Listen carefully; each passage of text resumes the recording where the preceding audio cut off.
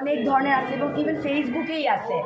একজন লিখছো 2022-তে, ইভেন আরেকজন হচ্ছে মেকআপ আর্টিস্ট কান্না করতে করতে বলতেছে।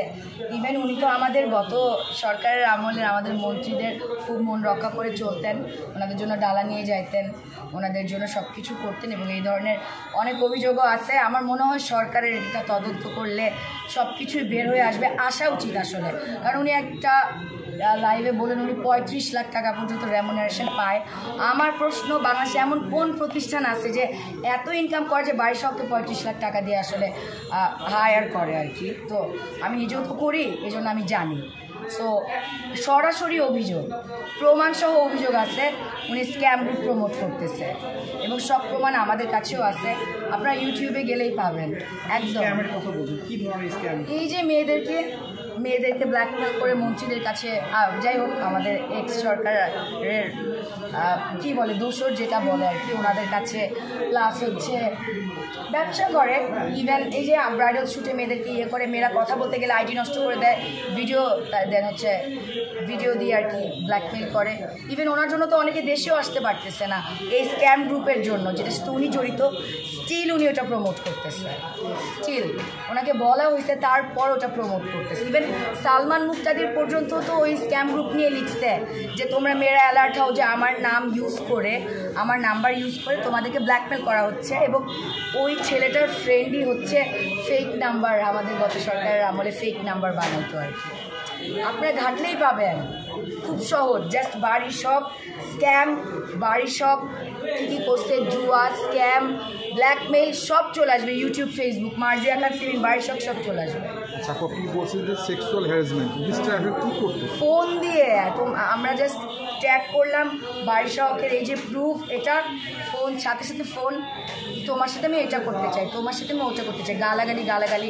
এখন আমার হাজব্যান্ড হচ্ছে সাপোর্টিভ, সবার হাজব্যান্ড সাপোর্টিভ না, ইভেন যার সাথে করছে তার লাইফে অনেক প্রবলেমও হয়েছে। এখন আপনি বলেন আপনার নামে যদি আমি অভিযোগ দিই, আপনি কি আমার ফোন দেওয়া বলবেন জিডি করতে, আবার আমার জিডি নাম্বার আপনারা আমি দিব?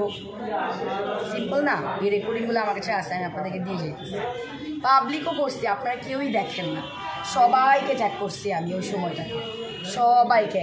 আমার কোনো ব্যক্তিগত ইস্যু নাই, আমি শুধু অন্যায় নিতে পারি না, জাস্ট অন্যায় নিতে পারি না। আমার মনে হয় যে আমাদের সামাজিক যোগাযোগ মাধ্যম এখনও কলুষিত। রিজিকের মালিক আল্লাহ, কেউ কারো রিজিক ধরতে পারে না, কোনো বড় ব্র্যান্ডই পারে না। আমি টপ 10 থেকে শুরু করে প্রত্যেকটা ব্র্যান্ড বয়কট করছি, কারণ আমার আসলে এমন ব্র্যান্ড লাগবে না যেখানে গিয়ে আমি নিজে সেফ ফিল করবো না, আমার বোন সেফ ফিল করবে না, আমার কলিগ সেফ ফিল করবে না। আমার কারোর সাথে কোনো পার্সোনাল ইস্যু নাই, বার্ষক আমার সাথে পার্সোনালি বসতেও চাইছে, আমি মানা করে দিছি, কারণ আমি ইচ্ছুক না। আমি চাই অন্যায় সামনে আসুক, আমরা মেয়েরা নিরাপদভাবে যাতে এই কাজগুলো করতে পারি এবং সামাজিক যোগাযোগ মাধ্যমটা যাতে ফ্রেশ হয়।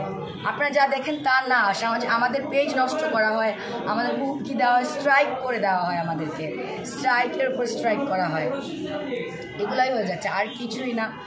আমি বিনীতভাবে মানে কি বলবো, রিকোয়েস্ট করব, আমাদের সমাজ কি বলে, আমাদের প্রশাসনের কাছে রিকোয়েস্ট প্রত্যেকটা উঁচু লেভেলের যারা আছে, যারা আসলে 30-35 লাখ টাকা ডিমান্ড করে যে তাদের রেমুনারেশন, এবং একদিনের মধ্যে যাদের লাখ ফলোয়ার্স হয়ে যায়, মিলিয়ন ভিউজ হয়ে যায়, যেটার মধ্যে আসলে কোয়ালিটিফুল কোনো কিছুই থাকে না, সেগুলো তদন্ত করে আসলে আমাদের মতো ছোট মানুষ যারা আছি, আমাদের মতো উদ্যোক্তা যারা আছে, তাদেরকে আপনারা রক্ষা করেন এবং প্রতারণার হাত থেকে বাঁচান প্লিজ। এই যে আমি রিকোয়েস্ট করতেছি, কারণ আমি 3 থেকে 4টা মাস এটা নিয়ে কথা বলতে পৌঁছে গেছি, কারণ আমি ছাড়া কেউ কথা বলে নাই, কারণ সবার কাজের প্রেশার ছিল, সবার কাজের চিন্তা ছিল।